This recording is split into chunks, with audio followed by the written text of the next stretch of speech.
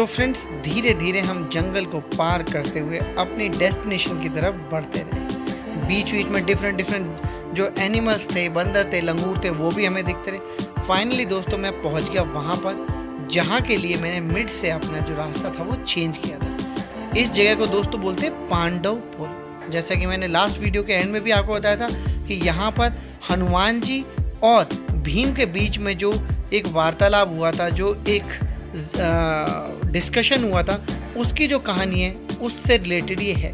Finally जब यहाँ पे खड़ा हुआ, अपनी नज़रें मैंने ऊपर उठाई तो देखा चारों तरफ बहुत ही सुंदर आसमान, बहुत ही प्यारा सा नेचर के बीच में बना हुआ ये मंदिर था। चारों तरफ ये नारियल जैसे, हालांकि मुझे नहीं पता ये किस चीज़ के पेड़ है, खजूर के पेड़ है कि नारियल के पेड़ है, चारों तरफ ये पेड़ यहाँ पर लगे हुए हैं। बहुत ही प्यारा व्यू दोस्तों यहाँ से मुझे देखने को मिल रहा था। फाइनली मैं जा रहा हूँ बिकॉज कि पहले कुछ लोग अंदर जाएंगे, फिर मैं जाऊँगा बिकॉज जूली की वजह से हमें ये बारी बारी से मंदिर में जाना होगा। फाइनली मैं जूली के पास आ गया और सारी की सारी फैमिली जो है वो मंदिर के अंदर गई हुई है दर्शन के लिए। जैसे ही कोई भी लौट के आएगा मैं जूली को उनको हैंड ओवर करूँगा और फिर जाऊँगा मैं। और दोस्तों जूली को देखकर बहुत सारे लोग खुश हो रहे हैं बिकॉज ऐसी रेयर लोकेशन पर कोई बंदा अपने जानवर को लेके या अपने पेट को लेके आ जाए तो लोगों के लिए एक अलग तरीके का रोमांचक दृश्य हो जाता है।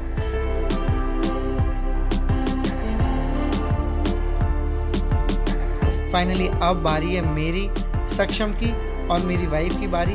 तो हम तीनों मम्मी पापा को जूली को सौंप के हम मंदिर की तरफ बढ़ चले। मंदिर में ऊपर की तरफ जाते हैं तो दोस्तों देखकर मंदिर को कुछ ऐसा महसूस नहीं होता है कि बहुत प्राचीन है, बट हाँ यहाँ की जो कहानियाँ हैं, यहाँ की जो हिस्ट्री है वो सच में बहुत ज़्यादा प्राचीन है। बिकॉज पीछे मंदिर के पीछे से एक रास्ता भी जाता है जो उस लोकेशन तक जहाँ पे वो घटना घटी थी वहाँ तक लेके जाता है। फाइनली मैं आज तक केवल एक बार गया हूँ क्योंकि वो थोड़ा सा जंगल से होते हुए ट्रैकिंग का रास्ता है। सो फ्रेंड्स, मैं तो मंदिर के अंदर एंटर कर गया। मंदिर में जाने के बाद एक अलग सी फीलिंग आती है बिकॉज यहाँ पर सैटरडे और ट्यूसडे के दिन ही एंट्री होती है और सच में मंदिर बहुत ही ज़्यादा सुंदर, भगवान की जो मूर्त है वो भी बहुत ज़्यादा सुंदर है। सैटरडे एंड ट्यूसडे को पूरे दिन यहाँ पर दोस्तों सुंदरकांड का और हनुमान जी की आरती का जो पार्ट है वो कंटिन्यूसली यहाँ पर चलता रहता है और बहुत ज़्यादा मन लगता है। तो फाइनली मैं भी बैठ करके और एक बार ऐसे पावन और पवित्र जगह पे दोस्तों हनुमान चालीसा का पाठ कर लेता हूँ। और फ्रेंड्स यहाँ पर आप देखोगे तो आप एक्चुअली राजस्थानी जो पहनावा है और राजस्थानी जो लोग हैं उनको देख करके पूरा लुक एंड फील आ जाएगा कि आप लिटरली एनसीआर से काफ़ी दूर की लोकेशन पे हैं। लोगों का पहनावा जिस तरीके से हम पुरानी राजस्थानी पिक्चरों में देखते हैं, बिल्कुल उस तरीके का पहनावा, उस तरीके का रहन सहन आपको यहाँ पे साक्षात दिखाई देता है। और फाइनली दोस्तों मैं आ गया मंदिर की साइड वाली छत पर बिकॉज यहाँ पर सामने एक महाराज जी रहते हैं जो इस पूरे मंदिर की संरक्षण करते हैं, मंदिर की देखरेख करते हैं और यहाँ के परम पूजनीय पुजारी हैं और उनसे मेरा बहुत पहले से एक लिंक बना हुआ है। तो मैं हमेशा आता हूँ, भगवान के चरणों में नतमस्तक होता हूँ, साथ में महाराज जी का भी आशीर्वाद लेता हूँ और इस लोकेशन पे आकर के मैं हमेशा बहुत ही बेटर फील करता हूँ।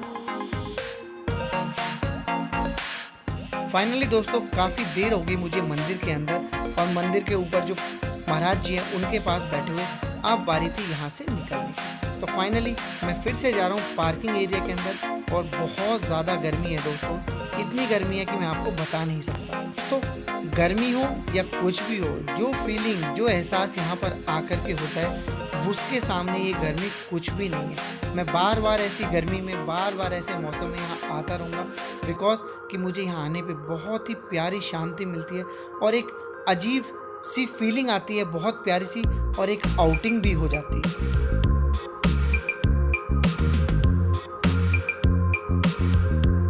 फाइनली अपनी गाड़ी के पास पहुँच रहे हैं। काफ़ी गर्मी है क्योंकि जंगल है तो गर्मी भी है। और दोस्तों यही वो रास्ता है जो पार्किंग एरिया से होते हुए उस एक्चुअल लोकेशन तक आपको लेके जाता है। बहुत सारे लोग जाते भी हैं बट मैं नहीं गया बिकॉज मेरे साथ सारे के सारे बच्चे थे और मम्मी पापा थे।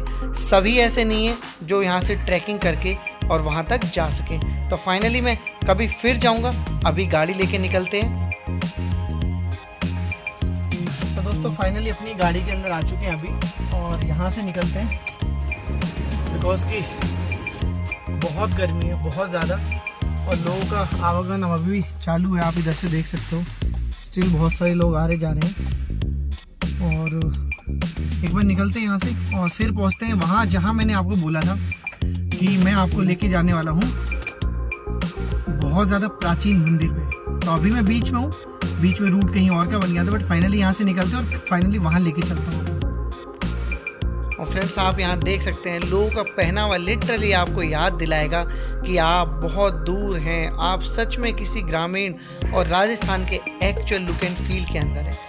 ऊपर इतने ऊंचे ऊंचे पहाड़, और पहाड़ से एक बिल्कुल गहराई में चारों तरफ से पेड़ों से घिरे हुए ट्रैक पर आप ड्राइव कर रहे हैं। सच में दोस्तों बहुत प्यारी फीलिंग आती है। हालांकि लोग कई बार चीज़ें छोटी छोटी गलत कर देते हैं। लोग बाहर से खाने पीने की चीज़ें लाते हैं, प्लास्टिक लाते हैं, पॉलीथीन लाते हैं और यहाँ पर डाल देते हैं, बट वो नहीं करना है। और दोस्तों मैं इसी तरीके से इस रास्ते को कवर करता हुआ धीरे धीरे इस माहौल का, इस प्रकृति का और इस ट्रैक का मज़ा लेते हुए धीरे धीरे अपने सफ़र की तरफ आगे बढ़ता रहा। फाइनली यहाँ से फिर से मुझे जंगल का रास्ता पार करना है।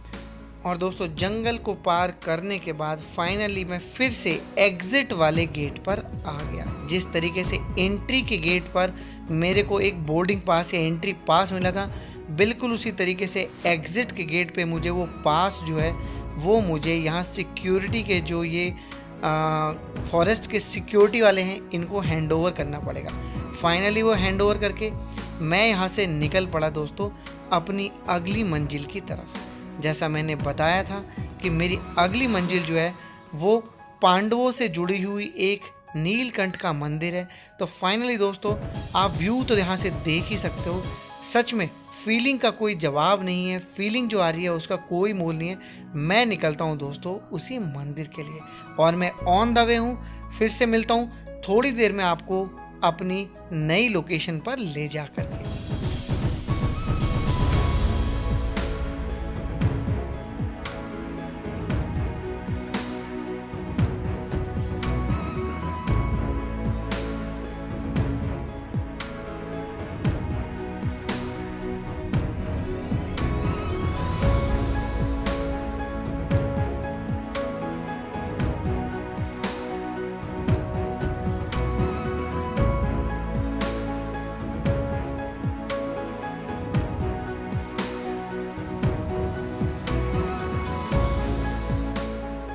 और फ्रेंड्स ये हैं वो मेरे महाराज जी जिनसे मैं आशीर्वाद लेके हमेशा आगे बढ़ता हूँ। साथ में मम्मी भी बैठी हुई है, मेरा बेटा है, और हमने यहाँ पे सभी ने मिलकर महाराज जी के चरणों को छू करके उनसे आशीर्वाद ली और अपने फ्यूचर के और आगे के लिए कामना की कि इसी तरीके से आशीर्वाद बनाए रखें।